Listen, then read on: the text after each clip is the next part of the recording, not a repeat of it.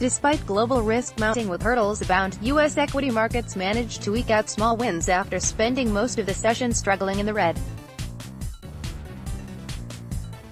Major indexes struggled to find traction as the ongoing slowdown in global growth data, escalating trade war rhetoric, and a nervy Brexit meeting around the corner continued to weigh on investor sentiment. But it was the impervious FANG technology stocks to the rescue, led by Facebook Nasdaq smiley face, Apple Nasdaq smiley face, and Google parent Alphabet Nasdaq smiley face, climbing more than 1%, that lifted investors' spirits off the mat yet again. And despite the reluctant rally, the unyielding U.S. economic power plant continues to churn out robust economic data and yet again sets the global high bar. The U.S. economy has been on a relentless run through 2018, and the overnight didn't fail. The headline number defied gravity, coming in at 60.2 versus 58.5 forecast, but with darkening skies rolling in and the perfect storm cloud of risk accumulation brewing, it's been a robust start to the week for the U.S. dollar as investors look for refuge ahead of the July 4th U.S. holiday. Market oil prices have shaded back to the downside as increased market chatter suggests higher production numbers from Russia and Saudi Arabia as more estimates of June output circulate. But the market remains supported by a production outage in Libya and the overhang from recent U.S. supply data which suggest U.S. supplies are running very tight. The Libyan power struggle between the Tripoli-based National Oil Corp. that is internationally recognized and controls the export sales, and the NOC East Group based in Benghazi that currently has physical control of the infrastructure is particularly disruptive, removing 850,000 barrels from the supply chain and all but wipes out the planned increase from the OPEC coalition. Again, this disruption merely highlights just how tight this global supply and demand balancing act is.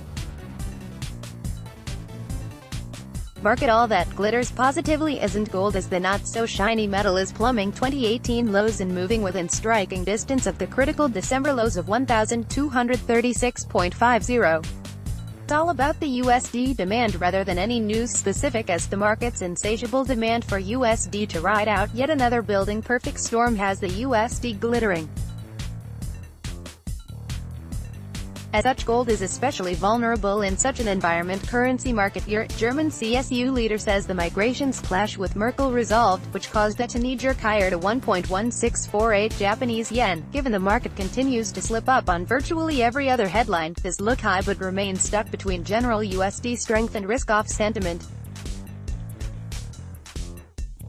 China economic engine is slowing down as the Chinese authorities remain committed to financial deleveraging.